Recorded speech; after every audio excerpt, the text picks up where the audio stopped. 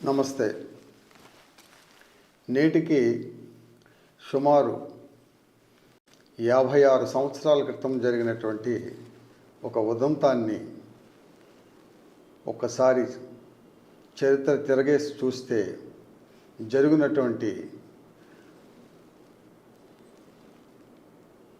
అమానుష దారుణ మారణకాండ కంచికచర్లలో జరిగినటువంటి కంచికచర్ల కోటేశు ఉదంతంపై ఆనాడు జరిగినటువంటి పరిస్థితులు విప్లవ రచయిత కలేకూరి ప్రసాద్ ఉద్వేగంతో రాసినటువంటి కవితను మీకు తెలియపరుచుకుంటున్నాను. సఖీ, నీ కోసం కాలిపోయిన కోటేశును నేనే.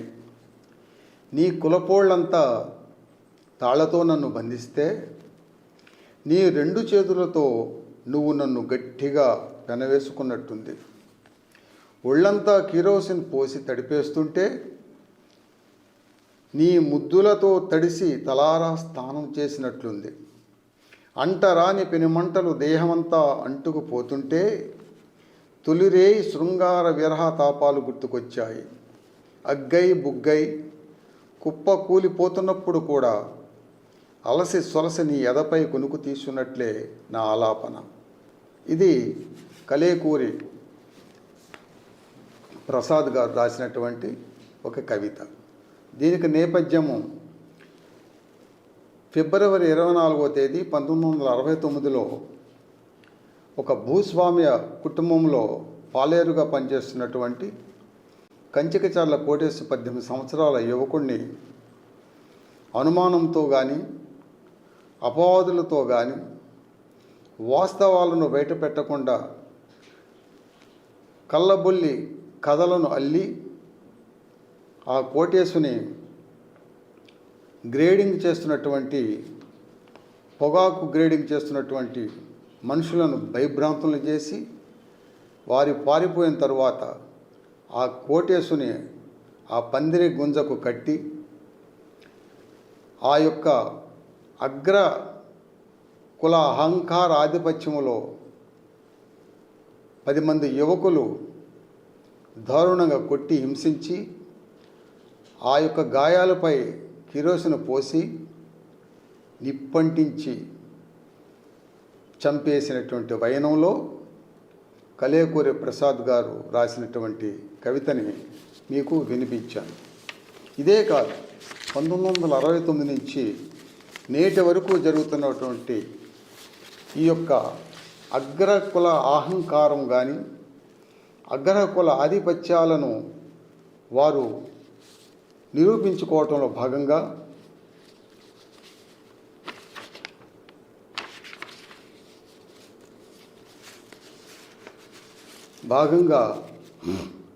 కారంచేడు మారణకాండ జూలై 17వ తేదీ 1985లో తరువాత ఆధిపత్యంలో 1987లో జరిగినటువంటి విషయము. చుండూరులో ఆగస్టు 6వ తేదీ 1991లో దారుణాతి దారుణంగా నరికి ముక్కలు చేసి గోనె సంచుల్లో కుక్కి కాలంలో పడేసినటువంటి వైనము. వీటన్నిటిని దృష్టిలో పెట్టుకొని ఈ యొక్క కారంచేడు మారణకాండ కానీ చుండూరు రక్తక్షేత్రం కానీ ఈ యొక్క కంచికచర్ల కోటేశు ఉదంతం పైన దృష్టిలో పెట్టుకొని రాసినటువంటి కవితను, వారు రాసినటువంటి సాహిత్యాన్ని మీకు ఒకసారి వినిపిస్తున్నాను. నేను ఎప్పుడు పుట్టానో తెలియదు కానీ 1000 ఏళ్ల క్రితం ఈ గడ్డ మీదే చంపబడ్డాను. నేను ఎప్పుడు పుట్టానో తెలియదు కానీ 1000 ఏళ్ల క్రితం ఈ గడ్డ మీదే చంపబడ్డాను. పునరపి మరణం పునరపి జననం. నాకు కర్మ సిద్ధాంతం తెలియదు కానీ మళ్ళీ మళ్ళీ మరణించిన చోటనే పుడుతున్నాను. ఈ దేహం ఈ దేశంలో కరిగిపోయి గంగా సింధు మైదానం అయింది. నా కనుగుట్లు కన్నీరై ద్రవిస్తే ఈ దేశములో జీవనదులు ప్రవహించాయి. నా సిరల నుండి జీవధాతువులు స్రవిస్తే ఈ దేశం సస్యశ్యామలమై సిరులు కురిసింది. త్రేతాయుగములో నేను శంభుకుణ్ణి 20 ఏళ్ల క్రితం నా పేరు కంచకచర్ల కోటేశు. నా జన్మస్థలం కీళవైమణి కారంచేడు నీరుకొండ. ఇప్పుడు కరుడు కట్టిన భూస్వామ్య క్రౌర్యము నా గుండెల మీద నాగేటి కర్రలతో పచ్చబొట్టేసిన పేరు చుండూరు. ఇక చుండూరు నామవాచకము కాదు, సర్వనామము. ఇప్పుడు ప్రతి గుండె ఒక చుండూరు, రగిలే రాచపుండూరు.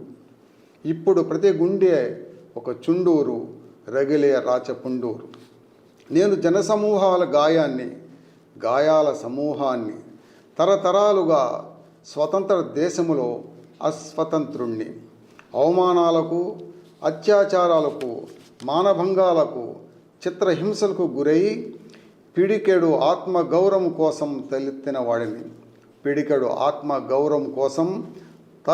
వాడిని. ధనమదాంధుల కులోన్మత రాజ్యములో బ్రతకడమే ఒక నిరసనగా బ్రతుకుతున్న వాడిని.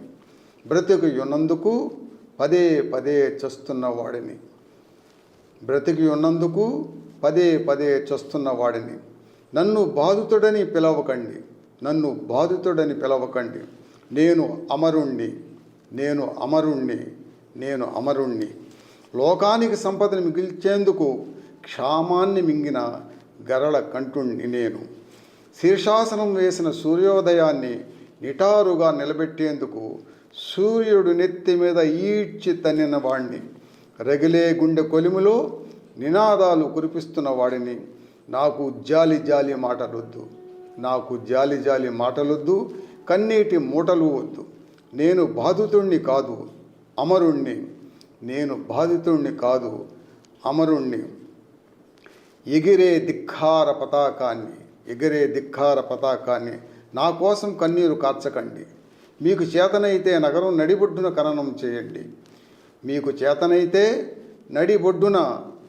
నగరం నడిబొడ్డున ఖననం చేయండి. జీవన రవళిని వినిపించే వెదురు వనాన్నై వికసిస్తాను. నా శవాన్ని ఈ దేశ ముఖచిత్రంగా ముద్రించండి. చరిత్ర పుటల్లోకి సుందర భవిష్యత్తునై పరివ్యాప్తిస్తాను.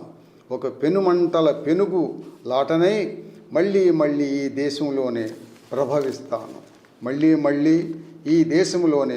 ప్రభవిస్తాను అని కలేకూరి ప్రసాద్ గారు కారంచేడు సంఘటన, చుండూరు సంఘటన, కంచికచర్ల కోటేశు కొట్టి రక్తగాయాలపై కిరసనాయిలు పోసి నిప్పంటి చంపినటువంటి ఈ 3 దుష్పరిణామాలను వారు ఈ యొక్క సాహిత్యం ద్వారా తెలియపరిచినందుకు చరిత్రలో సుదినాలుంటాయి, దుర్దినాలుంటాయి. మంచి చెడుల కలయికే చరిత్ర పునరావృతం అవుతూనే ఉంది. ఆనాటి నుండి నేటి వరకు అప్పుడప్పుడు అక్కడక్కడ ఇలాంటి పరిస్థితులను మనం చూస్తూనే ఉన్నాము. వీటన్నిటినీ దృష్టిలో పెట్టుకొని కలేకూరి ప్రసాద్ గారు రాసినటువంటి ఈ యొక్క భావోద్వేగమైనటువంటి కవితలను మీకు నేను సమర్పించుకున్నాను. నమస్తే.